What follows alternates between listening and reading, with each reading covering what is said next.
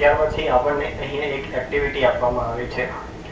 એક્ટિવિટીની અંદર શું છે કે તમારા શિક્ષક નીચેના વાક્યો બોલશે. એમાં જો વાક્ય મુનિને લાગુ પડતું હોય તો તાળી પાડો અને ચુન્નીને લાગુ પડતું હોય તો મેવ મેવ બોલો. તો સૌથી પહેલું વાક્ય છે ક્લીન્સ ટીથ એટલે દાંત સાફ કરવા. હવે દાંત સાફ કોણ કરશે? મુન્ની જે છોકરી છે તે દાંત સાફ કરશે. તો અહીંયા શું આવશે? વિદ્યાર્થીઓ તાળી પાડશે. ત્યારબાદ બીજું છે drink milk from bowl. Drink એટલે પીવું, મિલ્ક એટલે દૂધ, ફ્રોમ એટલે માંથી અને બાઉલ એટલે વાટકો. તો વાટકામાંથી દૂધ પીવું. તો આ કાર્ય કોણ કરે છે? ચુન્ની કરે છે. તો બાળકો શું કરશે? મ્યાઉ મ્યાઉ. ગોઝ ટુ સ્કૂલ એટલે શાળાએ જવું. શાળાએ કોણ જશે? મુન્ની જશે.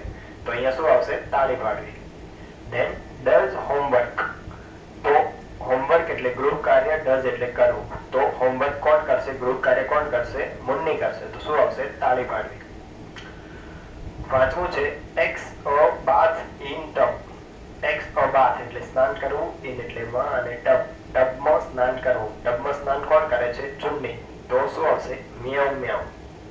Than wakes up her friend. Wakes up એટલે ઉઠાડવું, હર એટલે તેણીના અને ફ્રેન્ડ એટલે મિત્રો. તો તેણીના મિત્રને ઉઠાડવું. પોતાના મિત્રને કોણ વહેલા જાગીને ઉઠાડે છે?